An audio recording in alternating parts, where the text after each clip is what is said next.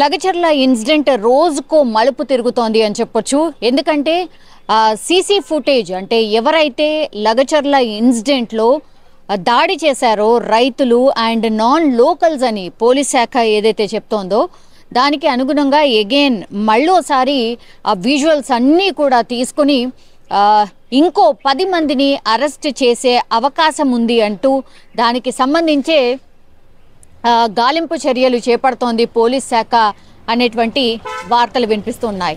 So 10 మంది కోసం ఇంకా గాలిస్తున్నారు. అంటే ఆ విజువల్స్ ఎవరైతే దాడి చేశారో ఇంకా 10 మంది ఎవరైతే ఉన్నారో వాళ్ళ కోసం అగైన్ ఆ ఊర్లలో సర్చ్ ఆపరేషన్ స్టార్ట్ చేసింది పోలీస్ శాఖ అనేది ఒక వార్త.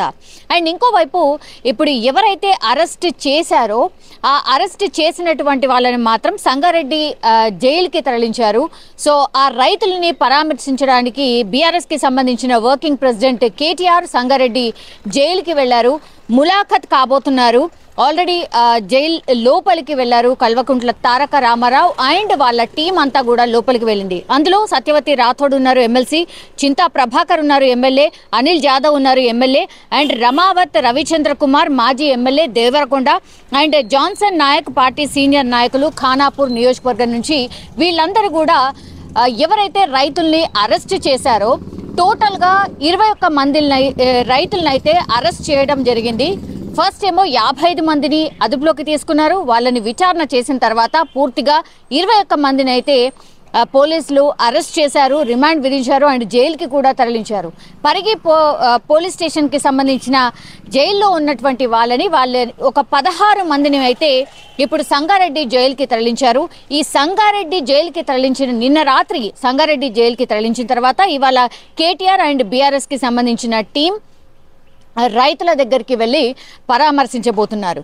వాళ్ళకి ఒక భరోసా ఇవ్వబోతున్నారు, మీరేం తప్పు చేయలేదు, మేమున్నాం, లీగల్కి సంబంధించిన ఫైట్ మేము చేయబోతున్నాం అనేటువంటిది. ఎందుకంటే నిన్న చాలా మంది బాధితులు ఎవరైతే లగచర్లకు సంబంధించిన అరెస్ట్ చేసిన వాళ్ళు ఎవరైతే ఉన్నారో అంటే వాళ్ళకు సంబంధికులు ఎవరైతే ఉన్నారో వాళ్ళు సోమాజిగూడ ప్రెస్ క్లబ్లో యాజ్ వెల్ యాజ్ టీఆర్ఎస్ భవన్కి చేరుకుని కేటీఆర్ వాళ్ళతోని ఒక ప్రెస్ మీట్ పెట్టి మరీ మాట్లాడించడం జరిగింది.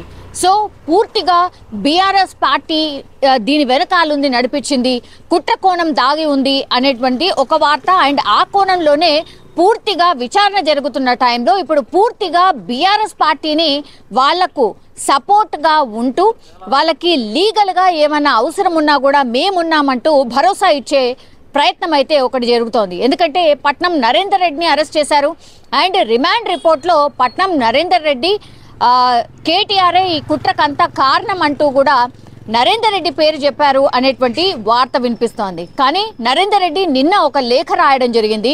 అసలు నాకు తెలియకుండానే రిమాండ్ రిపోర్ట్లో ఏముందో కూడా నాకు చెప్పకుండానే సైన్ తీసుకున్నారు, ఇది ఒక రకంగా మోసం అనేటువంటి మాట పట్నం నరేందర్ రెడ్డి చెప్పడం జరిగింది. సో క్వాష్ పిటిషన్ వేశారు అండ్ ఈరోజు సెలవు. సో మండే వరకు కూడా కోర్టు లేదు. సో హౌస్ మోషన్ పిటిషన్ ఒకటి మూవ్ చేశారు. మరి ఇవాళ ఏమన్నా విచారణకు వస్తుందా లేదా అనేది కూడా క్లారిటీ లేదు. బట్ పట్నం నరేందర్ రెడ్డి నిన్న లేఖ రాసి అసలు నాకేం సంబంధం లేదు, రిమాండ్ రిపోర్ట్ అసలు నాకు చూపించకుండానే సైన్ తీసుకున్నారు అనేటువంటి మాట చెప్పడం జరిగింది. సో ఈ కేసు అంతా కూడా మరి ఎటు దారి తీస్తుంది ఏంటి అనేది తెలీదు. బట్ ఇంకో ప్రచారం గట్టిగా జరుగుతోంది. మొన్నటి వరకేమో ఫామ్ హౌస్ ఇష్యూలో కేటీఆర్ అరెస్ట్ కాబోతున్నారు అంటూ ఒక వార్త నడిచింది. ఆ తర్వాత ఫార్ములా రేస్కి సంబంధించిన కేసు వచ్చింది, అందులో అరెస్ట్ కాబోతున్నారు అనేది ఇంకో వార్త నడిచింది. ఇప్పుడు లగచర్ల ఇన్సిడెంట్కి సంబంధించి కేటీఆర్ పేరు చెప్పారు పట్నం నరేందర్ రెడ్డి, కాబట్టి ఆయనను అరెస్ట్ చేయబోతున్నారు అంటూ ఈ కేసులో కేటీఆర్ అరెస్ట్ అంటూ ఈ వార్త నడుస్తోంది. సో ఆయన చాలా ఓపెన్గా స్టేట్మెంట్ ఇస్తున్నారు, రండి అసలు కుట్ర చేసింది ఎవరు, తప్పు చేస్తే నన్ను అరెస్ట్ చేసుకోండి, నాకేం భయం లేదు అనేటువంటి మాట కేటీఆర్ చెప్తున్నారు. బట్ ఇంకా కూడా డిలే, ఇంకా కూడా మేము సాక్ష్యాలని సేకరిస్తున్నాం, ఇంకా కూడా ఈ లగచర్ల ఘటనకు సంబంధించి చాలా సీరియస్ ఇన్వెస్టిగేషన్ నడుస్తోంది, సాక్ష్యాధారాలతో సహా ఎవరున్నారు ఏంటి అనేది కంప్లీట్గా మేము ఒక రిపోర్ట్ తీసుకొని వస్తాం, ఆ తర్వాతనే పూర్తి ఎవిడెన్స్ వచ్చిన తర్వాతనే కేటీఆర్ని అరెస్ట్ చేసే అవకాశం ఉంటుంది అని చాలా మంది కాంగ్రెస్కి సంబంధించిన నాయకులు చెప్తున్నటువంటి పరిస్థితి. సో రాజకీయంగా లగచర్ల ఘటన కూడా ఇప్పుడు అగ్గి రాజేస్తోంది అని చెప్పొచ్చు. మరి కేసులో ఏం జరగచ్చు ఏంటి అనేది ఇంకొన్ని రోజులు అండ్ ఇంకొన్ని అరెస్టులు జరిగితే గానీ తెలిసే అవకాశం అయితే కనిపించట్లేదు.